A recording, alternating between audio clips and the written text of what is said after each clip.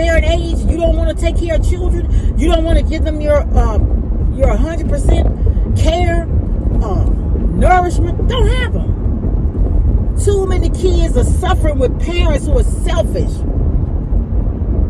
People are even having children for content on social media. But when the camera is off, those kids still have to be nurtured, bathed, fed, educated, socialized. Making sure they're healthy. Getting their little fingers pricked. So, getting out of character. And, a lot of people today want to be bad. And guess where they at? Locked up or 6 feet under. What does that do for you? And children, a lot of young kids are in trouble right now today. They're good children, but they want to be accepted by their friends and their peers who just do whatever they want to do with no regard for human dignity, respect, or anything. Just do exactly what they want to do, not understanding that what they do affect other people. They just don't care. And good morning. Happy Thursday. It's September 11th, anniversary of the most horrendous terrorist attack in the United States history. And so just want to pray for all of those lives who were affected. Some of the firefighters, they ended up with cancer and they died after the fact because they put themselves in harm's way, being exposed to all of the carcinogens and things. And then I remember it was a movie I watched on Lifetime, and I only saw it once and I never saw it again, where this young man, he hadn't made a decision about what he was going to do with his life, and he was going to make amends with his dad.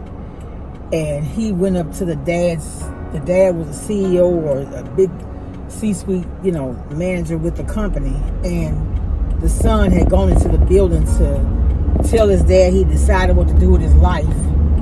But the dad was outside of the building, and the son actually died at one of the Twin Towers.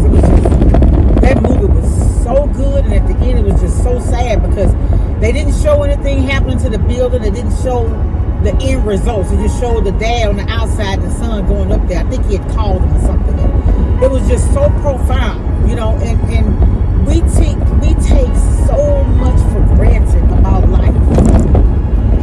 And last night our Bible study was about stewardship. And God gave us all a gift. And we're supposed to use his gift to be the light and for him to get the glory.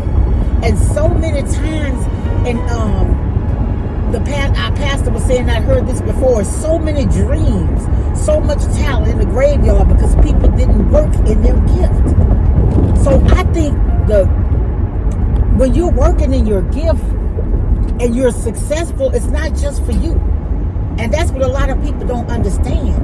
Everything they have, they benefit from. But your biggest blessing, and I say this all the time, is when you're able to help somebody else. And it doesn't have to be monetary. It could just be your time. It could just be giving somebody a ride who don't have a car. And I don't care what type of vehicle I had, whether it was a brand new vehicle, one I bought used or whatever. Again, my first vehicle I bought, it was a Pontiac. What was that car?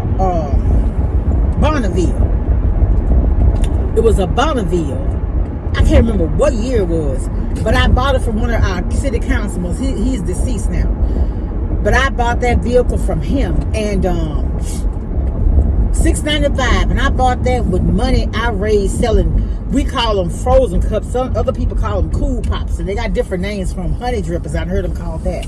But I bought my first car selling things. I used to sell little Debbie cakes, little penny candies. I think maybe I did pickles. I don't know. So I've always had an entrepreneurial spirit, y'all. Always. But anyway, look. So, but I've always people. A lot of people, well, not a lot, but some of the people at that time, or were the ones I helped, they didn't have vehicles. So the first of the month when they got their checks, I would go and take them to the store or whatever. And, they would give me a little bit of what they had. if they had it. Like sometimes my brother, he don't give me anything, but I told him, I say, hey, you got to give me some gas. Not all the time. If I'm on full, I'm good. You know what I'm saying? But I never thought that my time or what I had was too good for people, because you are you ever heard of blessed to be a blessing? Yeah. And I learned that watching other people, like elderly people, and how they move and how they help people. And I remember my grandmother. My grandmother lived to be, I think, 77. And I remember her being, living on a fixed income.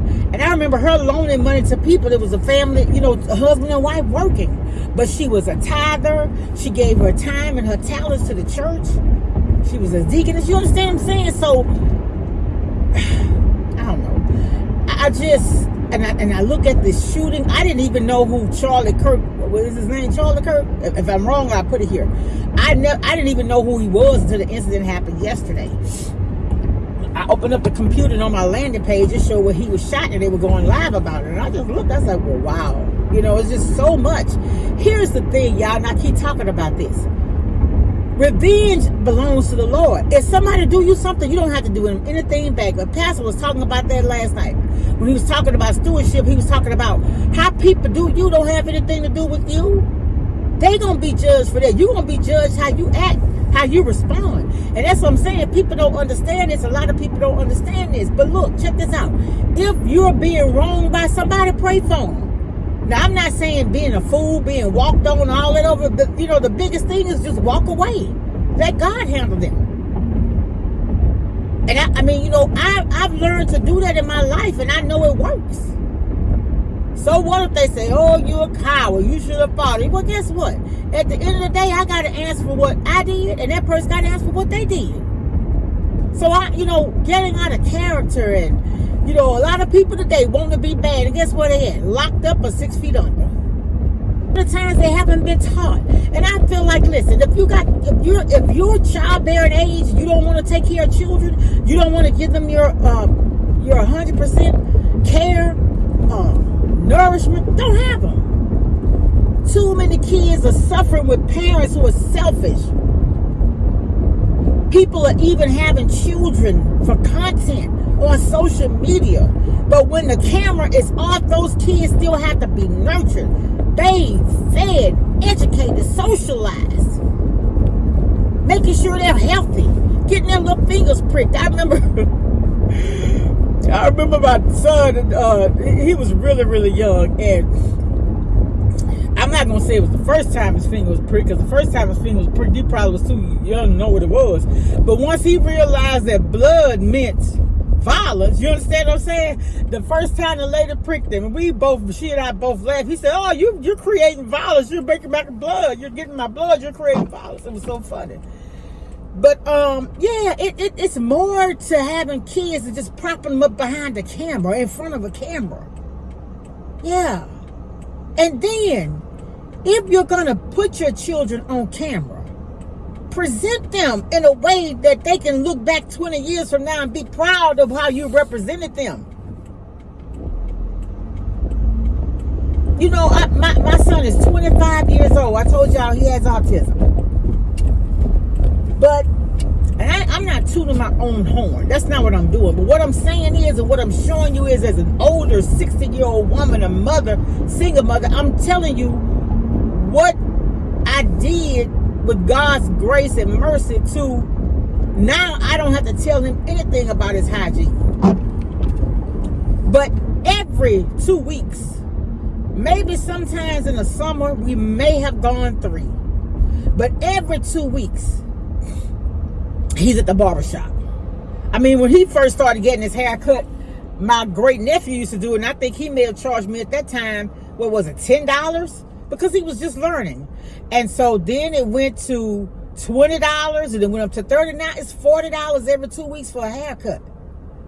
But, when you're to go out in the world, you have to be, your children represent you and you represent them. Y'all, I'm telling you this. I worked in the school system. I was a sub. People treat your children how you present them. You send those kids to school or anywhere nasty and dirty, they gonna treat them just like they look nasty and dirty. When you send your child to school, they're nice and clean, well groomed, well moisturized. People gonna treat them like that because you know what they know. Hey, this mother don't play about her kids, and I'm not gonna play about them either. I'm telling y'all. If you think anything different, you are wrong. You are wrong. And I see so many kids, nasty nose, matter in their eye. Even on don't do that to your children. Don't do that to them. Because they didn't ask to be here. And they darn sure don't need to be talked about because you too selfish to take the time to treat them the way they need to be treated. All right, y'all. I'll talk to y'all later. Bye. All right, y'all. I just went picked up some cases of chicken because we got a repast, and I think that may be the real reason why I came on to talk to y'all. So y'all, you know, when you have death in the family, and I guess everybody know this, but you know, everybody get together and eat after the fact. It's called a repast. So some people go out to eat, some people don't have repast, some people do, but so I've done all kinds. So I have a church member. He baked the chicken for us. So he seasoned it and baked it and everything for us, and then he bring it to us the day of. And then we do the sides. I do the cakes. One time we had done a repast where, you know, we helped, like we served the food and stuff like that. But I think we may have done some green beans for them. Yeah. And they went and bought the stuff. And y'all, okay, so we do like dirty rice. Some people call it rice dressing, but we call it dirty rice. And so, and I got a recipe on how I make mine, but these people had come from Houston. The lady's daughter was coming from Houston. And so she bought rice. It's in a big, like, steam table pan size aluminum pan, but she had gotten it from a store in Houston, y'all, and one pan was $50. And it's expensive to make it too, but for $50 you probably could have made enough to feed.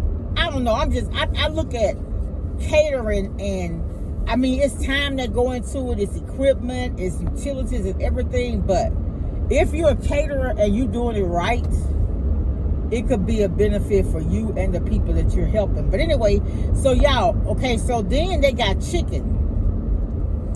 I just paid the most for chicken I've ever paid. I got 4 cases of chicken, and it was $130. I have gotten cases of, it's 30, let me see, it's 7, I think it's like $30, and then this store is a cost plus store, so you got to add 10%. But that chicken was $130 for 4 cases. I used to get 4 cases of chicken for $80 because one time they had it $14.99. It was that cheap. You remember leg quarters used to be $1.99 a pound? Now this other store had it $5.89, so it would have been $25 a case, but you may not get but 8 leg quarters out of that chicken. It was so huge. It was. I don't like to buy that chicken with a thighs bigger than mine. Yeah, but anyway, I'm saying all that to say, so I went to go pick the chicken up for them, you know, just as a stewardship, right? But anyway, y'all, for 50 pieces of chicken, it was like $60. It's fried. So 50 pieces, that don't feed but 50 people because it's just one. You couldn't even give them 2 pieces of chicken. You see what I'm saying? And whereas here, yeah, I paid $130, but I got leg quarters. I had 2 pieces, and that's probably, let me see. So if it's not too big, if the chicken is the right size and not all full of steroids and stuff, you could get maybe 13 leg quarters. So you could get 13 leg quarters out of a bag. So that's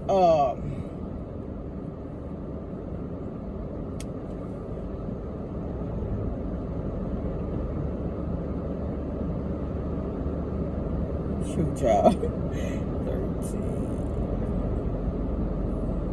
So what, that's 52? Yeah, so it's 52 leg quarters out of a case. So that's 208 leg quarters. You see what I'm saying? And that's $130. Now, here's the thing. You get the leg quarters, you got to cook them. They're not cooked. So, you can get, if you know somebody that know how, if you had a smoker, you can just put it on the smoker and let them go. You understand what I'm saying? Or some people have, if you had a big oven, you could put them in the oven like at your church or whatever. And I'm just saying ways to save money. And I don't know, and then the mom wanted potato salad. And so they really only had enough for one. So I went on about one, and the potato salad was on sale though. It was $6 for 2 pounds of potato salad. Well, you could pay $5 to get 10 pounds of potato. You see what I'm saying? Excuse me. See what I'm saying? You probably could get more at Sam's, but I like to make it from scratch. I seen it one time where a lady check this out. She took hot potato salad and added that cold potato salad to it. You're not supposed to mix cold and hot food like that, are you? Anyway, I'm just saying there are ways to do things that could be cost effective. You can spend a whole lot or you don't have to. So the cheapest and the best thing to do is to have your family prepare the food, if possible. But yeah, I'm on here. I'm just trying to, like I said, if I come on here, I'm trying to educate, elevate, inspire, motivate with information. But I'm out of here this time, y'all. I'm headed to drop this chicken off, and then I got to head back here on the other side of town for work. I just wanted to share that with y'all. And what I was saying earlier about what I told y'all his name was, last name Kirk, the one that was killed yesterday. And somebody was saying, it shouldn't be the political divide where it gets so bad because you don't like what somebody says, you want to assassinate them. And it's so true. For what reason? For what reason? So everybody that don't agree with you, you're going to retaliate? That's another thing. Oh, I was talking about retaliation. Revenge belongs to God. Here's the thing. I've seen this happen too. A person has a job. You hire them in a position to do a job. But when they don't do the things that you want them to do, when they oppose your views, you get rid of them. In essence, it's the same thing. You're not taking their life, but you're taking their livelihood away. Y'all, we got to learn how to love each other, even when we disagree. It's okay to disagree, because that's how we progress. If we agree with everything that's done, nothing will change. But the thing is, we got to know that you got to love people even when you have uncomfortable conversations, when they do or say things that you don't like. Because if you're living as a Christian, they may not like you, but they can't take away your joy. I remember a time it was a situation that didn't work in my favor. And at the end of that situation, I was smiling, and this guy was looking at me like, what is wrong with her? Is she crazy? No, I'm not crazy. The joy I have, the world didn't give it to me, and the world can't take it away. You hear me? No, I haven't always been like that. I haven't always been like that. I haven't. But time brings on the change, right? Yeah. All right. I'm rambling, but I hope I help somebody. I'll talk to y'all later. Have a blessed day. Bye.